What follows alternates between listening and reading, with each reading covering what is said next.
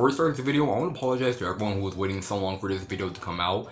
For those who don't remember, after my Sonic main review, I posted a poll in the comments asking which game I should review next. The choices were The Legend of Zelda: A Link to the Past, Metal Gear Solid 1, and Banjo-Kazooie, and a lot of people voted for Banjo-Kazooie. To be honest, I was really hoping you guys would pick Metal Gear Solid, because it would give me a reason to finally give this series a try for the first time.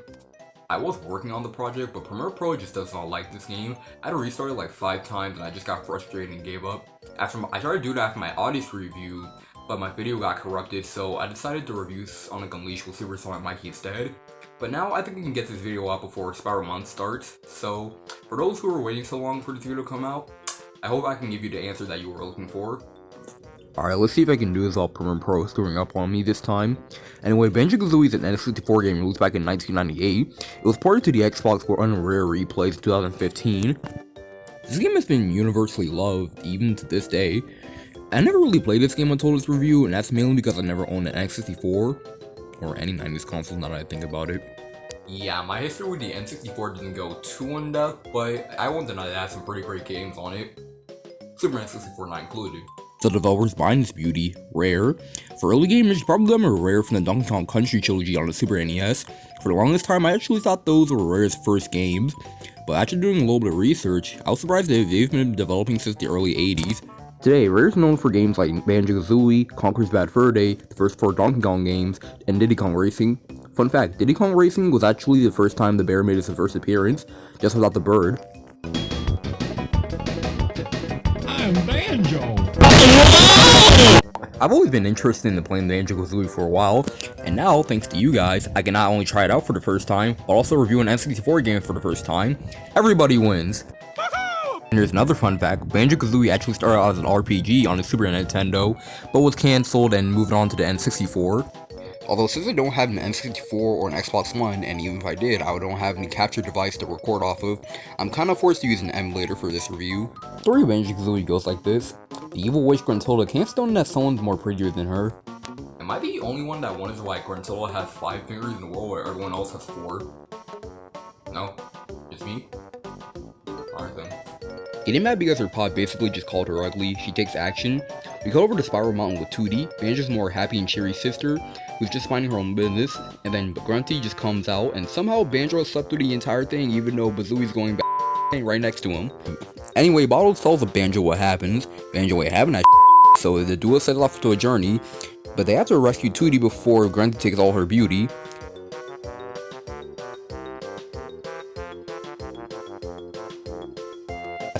As to expect, because, you know, could always be evil. Banjo-Kazooie rescue Tooty and squash Grunty forever. No, really, she really gets squished by a boulder, like, she actually dies.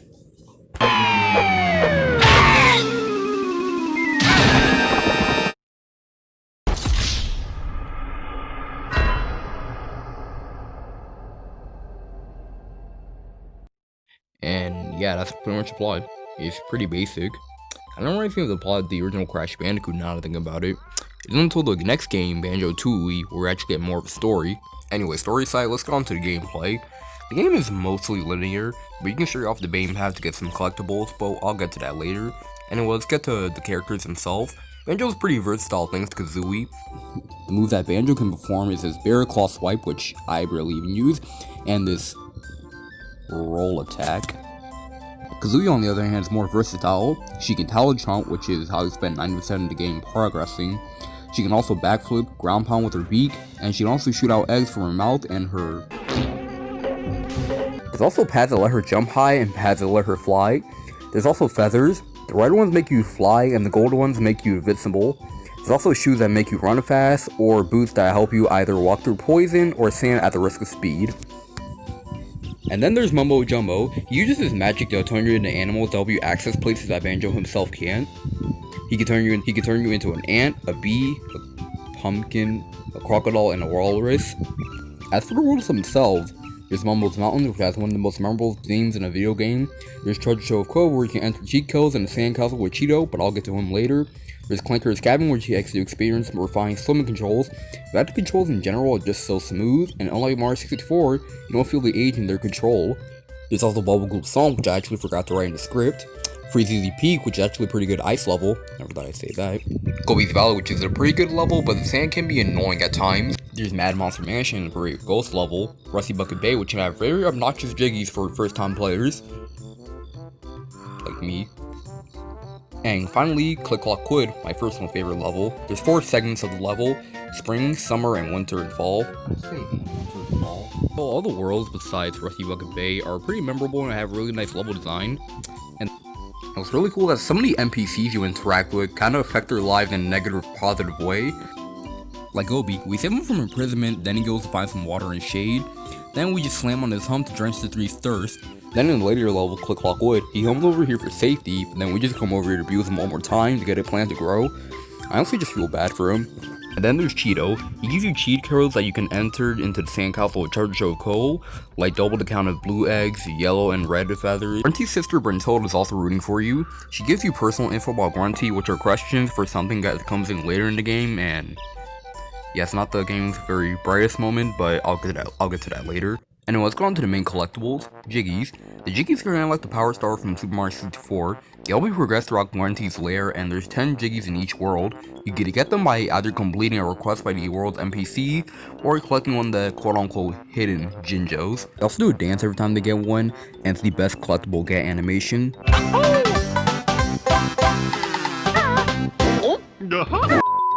Iconic. Even Gruntilda's lair has some Jiggies. Each level has a Grunty switch. Every time you hit it, a Jiggy pops out somewhere in the hub world. And then there's musical notes, this game's secondary collectible. There's 100 of them in each world, and it'll help you with access different locations. There's also where the Xbox One version shines. See, in the N64 release, the musical notes you collected are only temporary, meaning if you die or move on to another stage, you have to recollect them all over again. And unfortunately, I emulated the N64 version, so there were times I died, and I got really frustrated because I had to recollect all those notes again. Just, why is it designed like this? That's like having to break every single box all over again in Crash 1. I mean, death I can understand, but moving on to the next stage? Why? Why can't I just keep them? Spyro 1 came out in the same year and did that perfectly, so what the hell, Rare? Okay, to be fair, Banjo-Kazooie isn't exactly a hard game. I mean, you don't really suffer from cheap deaths, it's just that some of the Jiggies can be real dickheads to get. I'm looking at you, Clinker's Cabinet, and especially Rusty Bucket Bay. Anyway, once you collect all the Jiggies, you get secrets for the next game, Banjo-Tooie, which Mumbo actually reveals at the end of the game.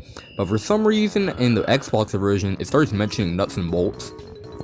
Weird.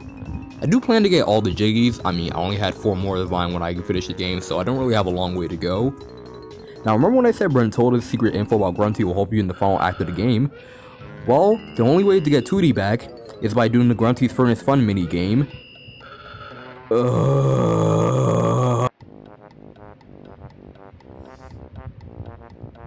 Yeah, the end of the game kind of sucks with the Grunty's Furnace Fun game. I mean, it's a pretty charming concept, but once you land on a Grunty space, it's all over. You can either do 2 things: use your memory of what Brentilda told you, or you can just do what I did and just write it all down. But yeah, Grunty's Furnace Fun, it's not very good. But at the very least, the following boss does make a very meh experience a lot more better. There aren't really any proper boss fights besides the final boss with Grunty. Anyway, this final boss with Grunty is actually pretty fun. It tests all your knowledge about every technique you learned up to this point really well. And what's really cool is that the Jinjos help you throughout the fight. They form the Jinjonator, beat the living shit out of Grunty, and then knock her off the cliff and she gets crushed. The graphical design is pretty good for an early N64 title. The level aesthetic really fits the colorful world of this game, and the character models have aged pretty well, unlike another game that I know. Not naming names or anything. But the character models still hold well to this day. Soundtrack, come on, name one person who doesn't know the Mumbo's Mountain theme. This game has one of the best OSTs of all time. Every song in this game is just great and it really fits the world of these themes, like more tropical sound than Treasure Trove Cove.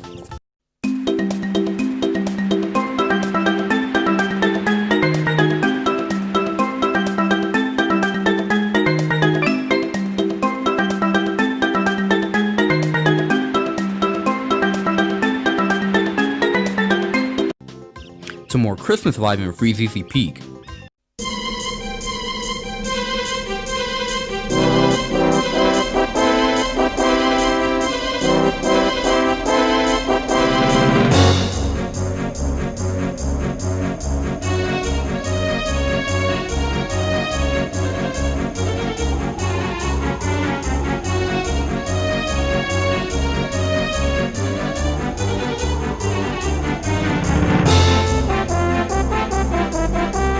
to a more spooky bass piano soundtrack in Mad Monster Mansion.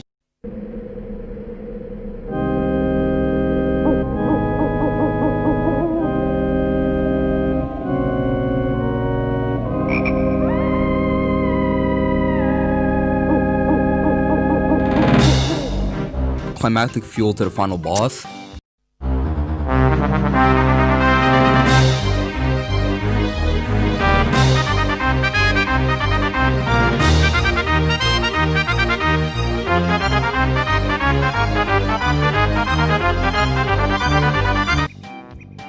So yeah, the soundtrack's pretty good stuff. Stuart Copeland. Stuart Copeland did a great job. In conclusion, I really enjoyed this game. It's one of the best 3D platformers out there, and unlike games like Sonic Adventure 1 or Mario 64, the games aged pretty well.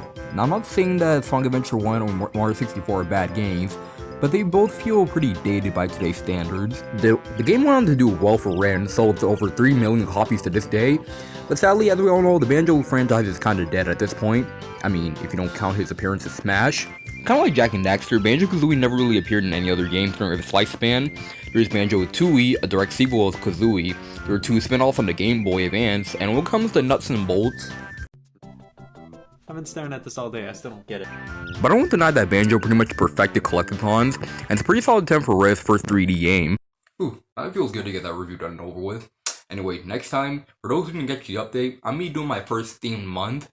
So when the next review comes out, we're gonna be talking about Sparrow, so I hope you guys look forward to that. But until that video comes out, thank you guys for watching, and I'll see y'all next time. Peace.